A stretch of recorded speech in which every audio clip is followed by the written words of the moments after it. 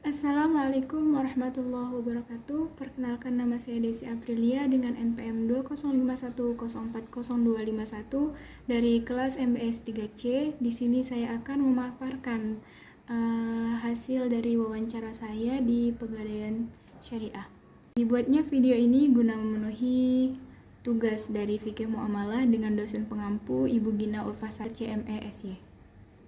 Ya, jadi sebelum masuk ke apa saja akadnya dan apa saja yang akan dibahas, perlu kita ketahui dulu sejarah dari Pegadaian Syariah. Jadi sejarah Pegadaian Syariah di Indonesia itu, Pegadaian merupakan salah satu lembaga keuangan bukan bank di Indonesia yang mempunyai aktivitas pembiayaan kebutuhan masyarakat, baik bersifat produktif maupun konsumtif, dengan menggunakan hukum gadai. Adanya Pegadaian dimulai pada zaman penjajahan Belanda, VOC, di mana pada saat itu tugas Pegadaian adalah membantu masyarakat untuk meminjamkan uang dengan jaminan gadai. Ya, pada mulanya usaha ini dijalankan oleh pihak swasta, namun dalam perkembangan selanjutnya usaha Pegadaian ini diambil alih oleh pemerintah Hindia Belanda pada waktu itu dengan status dinas Pegadaian. Di zaman kemerdekaan, pemerintah Republik Indonesia mengambil usaha dinas Pegadaian dan mengubah status Pegadaian menjadi Pegadaian Perusahaan Negara (PN) atau Pegadaian berdasarkan Undang-Undang Nomor 19 PP 1960 pada tanggal 11 Maret 1969 berdasarkan Peraturan Pemerintah Republik Indonesia Nomor 7 Tahun 1969, Perusahaan Negara Pegadaian berubah menjadi Perusahaan Jawatan.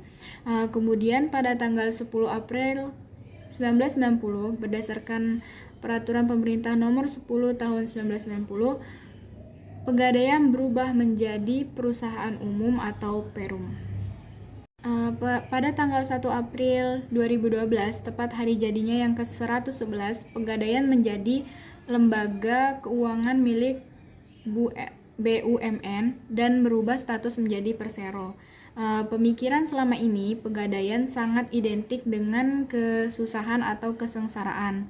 Nah, tidak heran bila yang datang ke sana umum berpenampilan lusuh dengan wajah tertekan. Akan tetapi, belakangan ini PT Pegadaian mulai bersolek dan membangun citra baru melalui berbagai media, termasuk media televisi dengan moto barunya mengatasi masalah tanpa masalah. Selanjutnya, perubahan yang dilakukan Pegadaian ini tidak hanya dengan mendirikan outlet Pegadaian di seluruh Indonesia, tetapi juga inovasi terhadap produk-produknya. Pengertian Pegadaian menurut Undang-Undang Perdata Pasal 1950, gadai adalah suatu hak yang diperoleh seseorang yang mempunyai piutang atas suatu barang bergerak yang diserahkan kepadanya oleh seseorang yang berhutang atau oleh seseorang lain atas dirinya, dan yang memberikan kekuasaan kepada seseorang yang berhutang atau oleh seorang lain atas dirinya untuk menyelamatkan setelah barang itu digadaikan, dan biaya-biaya yang mana harus didahulukan. Menurut istilah bahasa Arab, gadai itu diistilahkan dengan al-roh, berarti al-subut, dan al-habs, yaitu penetapan dan penahanan. Baik, langsung saja ke pembahasannya. Setelah saya melakukan wawancara di Pegadaian Syariah, apa saja sih yang saya dapatkan? Jadi yang pertama saya tanyakan adalah apa akad apa saja yang kita terapkan di Pegadaian Syariah. Nah, di sini akad yang diterapkan di Pegadaian Syariah itu akad rohon dan akad murabahah. Khusus untuk akad rohon itu sendiri untuk produk yang berupa produk gadai dengan produk Pegadaian yang sistem cicilannya itu kita gunakan akad rahan. Sedangkan untuk akad murabahah untuk khusus nasabah yang menggunakan cicilan logam mulia. Nah, produksi cicilan logam mulia atau mulia syariah ultimate dengan emasku ultimate, yaitu nasabah kita terapkan dengan menggunakan akad murabahah. Selanjutnya, bagaimana proses menjalankan akadnya? Nah, prosesnya sendiri itu nasabah menentukan produk yang dipilih atau untuk yang ditransaksikan terlebih dahulu. Kemudian cara penerapannya penerapannya, kalau misalnya nasabah tersebut memilih untuk rohan yang sistem cicilan, jadi di situ ada akad yang tertera sesuai dengan syariat Al-Qur'an dan hadis sesuai dengan fatwa MUI. Nah, yang kita terapkan di situ, nasabah memiliki kewajiban untuk menandatangani akad tersebut. Sebelum nasabah tersebut melakukan proses di depression atau proses di kasirnya, terlebih dahulu mengetahui apa sih yang kita gunakan itu, kemudian konsekuensinya seperti apa. Konsekuensinya itu seperti apa bila nasabah tersebut melakukan ingkar dari akad tersebut atau dia lalai dari akad itu, akan ada konsekuensinya berupa tadwid.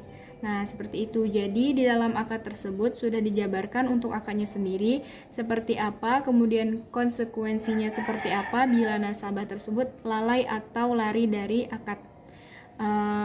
Dan bila nasabah tersebut melakukan pelunasan dipercepat atau nasabah tersebut biasanya tidak sanggup untuk membayar itu, sudah tertera di dalam akadnya.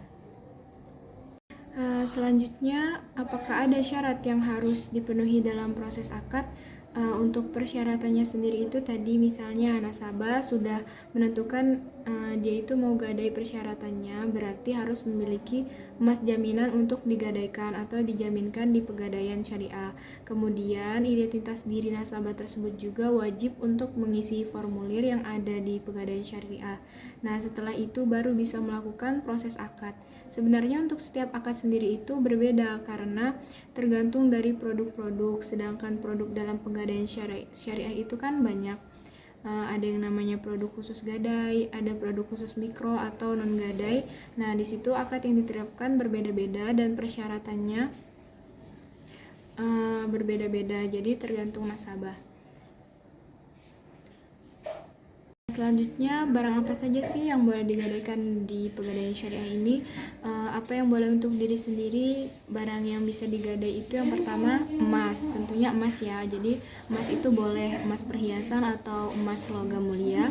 Emas perhiasan itu kita bisa hitung dari kadar yang memulai dari 700 itu sudah bisa digadaikan. Kemudian elektronik sendiri itu bisa misalnya televisi, kemudian ada lagi laptop, handphone. Namun untuk beberapa kriteria itu ada beberapa persyaratannya supaya bisa kita menerima untuk digadai. Kemudian selain dari itu, untuk yang non mikro kita ada juga namanya gadai BPKB kendaraan. Jadi BPKB kendaraan yang dijaminkan itu hanya BPKB-nya saja, unitnya masih bisa digunakan. Ada juga misalnya nasabah mau menggadaikan unit kendaraannya juga bisa.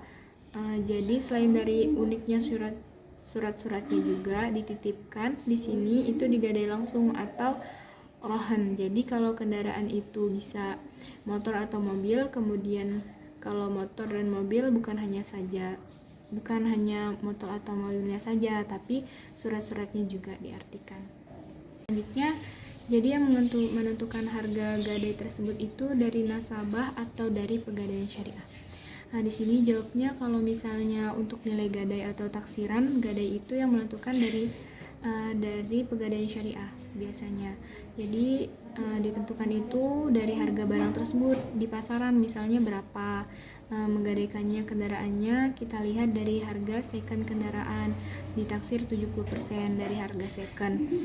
Kendaraan di pasaran berapa, jadi kalau misalnya unitnya itu nilainya 10 juta, ditaksir di pasaran itu berarti sekitar 7 jutaan. Nah, begitu. Apakah ada kriteria untuk nasabah pegadaian? Kalau untuk kriteria khusus untuk nasabah itu kan tidak ada, tapi kalau untuk beberapa pegadaian barang itu memang ada persyaratan tertentu. Misalnya untuk gadai BPKB kendaraan, kalau di syariah itu khusus sebagai nasabah yang memiliki usaha saja. Jadi untuk yang BPKB motor atau mobil itu untuk nasabah yang punya usaha saja, itu boleh melakukan pegadaian. Jadi kalau untuk karyawan baru ada untuk pegadaian di konvensional. Kalau untuk produk lain persyaratan tertentu tidak ada. Jadi yang terpenting syarat kelengkapan baik dari surat menyurat dan juga identitas produk yang ingin digadaikan itu lengkap. Itu bisa dimasukkan di pegadaian. Jadi untuk kriteria di nasabah itu sendiri tidak ada. Jadi untuk kesimpulannya, di Pegadaian Syariah ini tuh diterapkannya akad yang diterapkan itu ada akad rohan dan akad murobahan. Mungkin sekian saja yang bisa saya sampaikan. Mohon maaf apabila masih terdapat banyak kesalahan, karena saya hanya manusia biasa. Kepada Allah saya mohon ampun. Saya akhiri, wassalamualaikum warahmatullahi wabarakatuh.